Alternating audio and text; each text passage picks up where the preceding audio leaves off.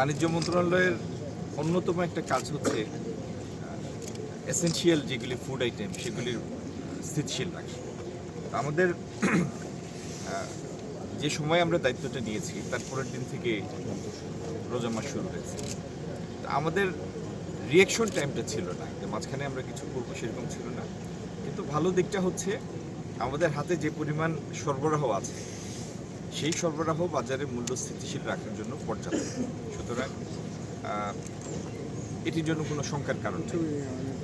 আর সিলেটের জন্য যে পরিকল্পনা, এই দীর্ঘ নির্বাচনী প্রচারণার সময় আমি আমার প্রত্যেকটা বক্তব্যে এটির উল্লেখ করেছি এবং আমার ম্যানিফেস্টোতে যা আছে আগামী 5 বছরে তার অক্ষরে অক্ষরে বাস্তবায়ন করার চেষ্টা করব ইনশাল্লাহ।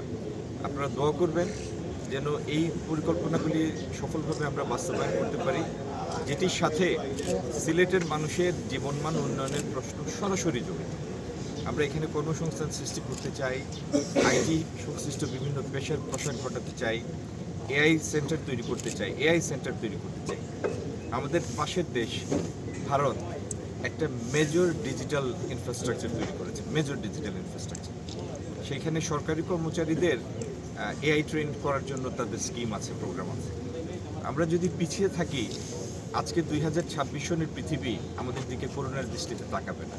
আমাদের বাকি পৃথিবীর সাথে প্রতিযোগিতার সক্ষমতা অর্জন করতে হবে।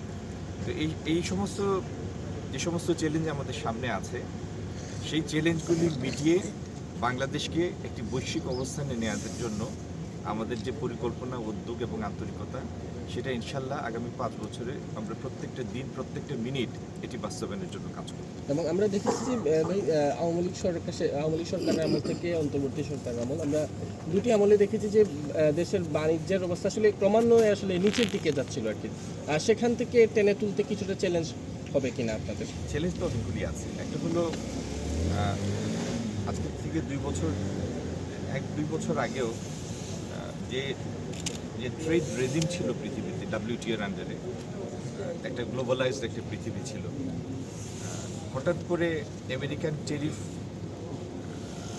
একটা অস্ত্র হিসাবে বিভিন্ন ক্ষেত্রে ব্যবহার করার কারণে এই WTO রেজিমের বা যে গ্লোবাল ওয়ার্ল্ড যেটি স্লোগানটা খুব জনপ্রিয় একটা স্লোগান ছিল, এবং আন্তর্দেশীয় বাণিজ্য যতটুকু সম্ভব সহজীকরণ করা হয়েছিল যাতে গুডস অ্যান্ড সার্ভিসের অবাধ প্রবাহ থাকে, এই উদ্দেশ্য সামনে রেখে সেই নোশনটা, সেই কনসেপ্টটা বিরাটভাবে বাধাগ্রস্ত হয়েছে।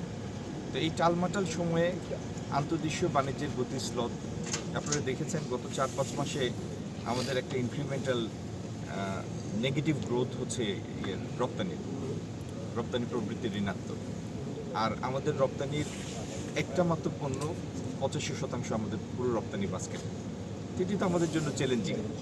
সেই জায়গা থেকে আবার বাংলাদেশকে উত্তরণ ঘটানো, রপ্তানি প্রবৃদ্ধি অর্জন করা, আমাদের রপ্তানি বাস্কেটটাকে বড় করা, নতুন নতুন পণ্য অন্তর্ভুক্ত করা, এটার মধ্যে বৈচিত্র্য আনা, ডাইভার্সিফিকেশন আনা, এগুলি আমাদের আগামী দিনের চ্যালেঞ্জ। কিন্তু এটির কোনো বিকল্প নাই, এগুলিই করতে হবে। আচ্ছা, একটা প্রশ্ন মধ্যে যে বিসিকে আপনি জানেন